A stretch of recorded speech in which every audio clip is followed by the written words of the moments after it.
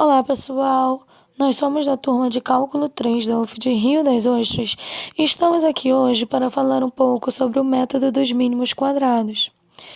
Nós iremos utilizar para a explicação ajustes polinomiais. Entretanto, essa utilização ela não é obrigatória, não.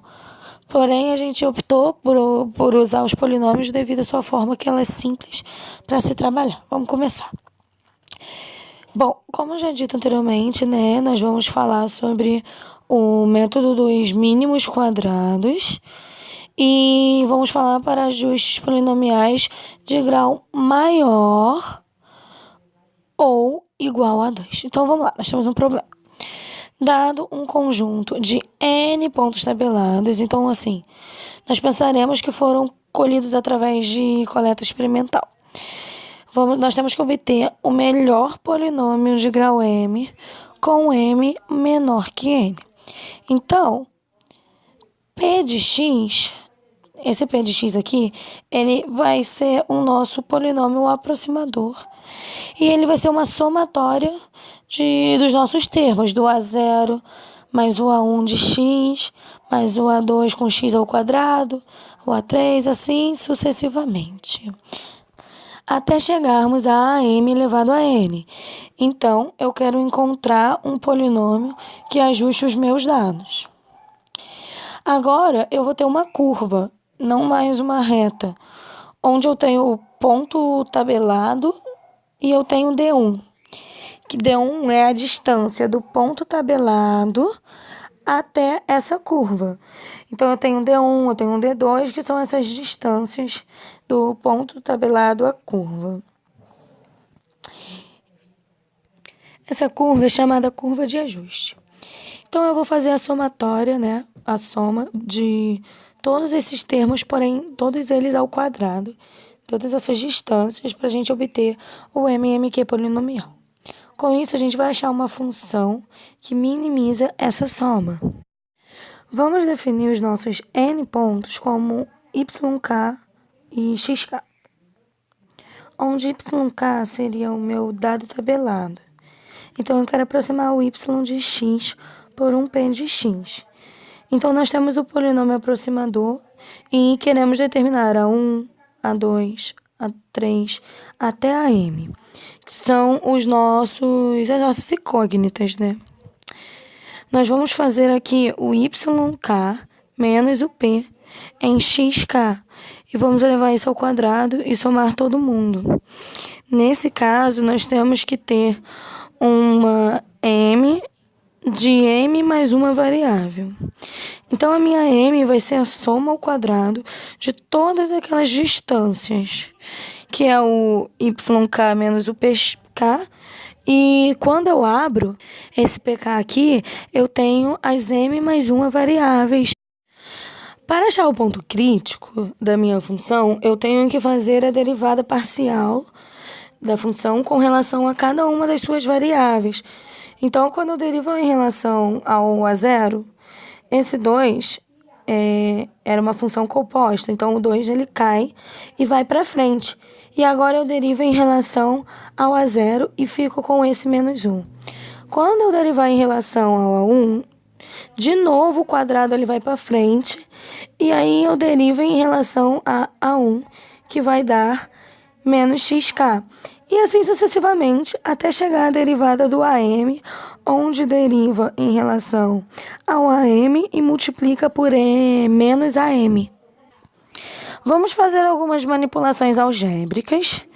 A primeira manipulação que nós vamos ter que fazer é cancelar o 2, né? Vamos cancelar o fator 2. E vamos multiplicar esses termos que estarão aqui para os termos internos. Então, nós vamos multiplicar para todos os termos internos. Depois, nós vamos passar os termos que não dependem de A1, A2, nenhum para o outro lado. Nesse caso, a última coisa que resta fazer é tirar as constantes de dentro das somas, né, de dentro das somatórias. E aí, eu fico já com o sistema normal. Nesse sistema, o sistema normal, eu tenho sempre diagonais exatamente iguais. E o m elevado a zero de equações que eu tenho vai de x elevado a 1 até o x elevado a m. E o último termo, que é o x elevado a 2m, onde m é o grau do polinômio p. O sistema normal é sempre construído da mesma forma, independente do grau do polinômio. Então, o que vai definir o tamanho do meu sistema é o grau do polinômio que eu vou fazer o ajuste. Isso ficará mais claro com alguns exercícios, alguns exemplos. Agora a gente vai resolver o ajuste de uma reta de grau 1, grau 2 e grau 3, né? Aqui a gente tem a tabela MMQ, que são os dados que a gente vai ter para poder resolver os problemas da regressão, né? Uma por grau 1, de regressão linear. Outra, vamos fazer o ajuste por um polinômio de grau 2. E depois a gente vai realizar um polinômio de grau 3. A gente resolve através de um sistema, no caso A, através de um sistema de regressão linear. Como a gente só tem dois dados, A0 e A1, a gente resolve os lados e depois as diagonais.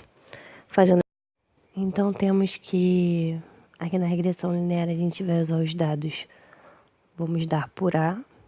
O polinômio de grau 2 a gente vai dar por B, para a gente não confundir, né?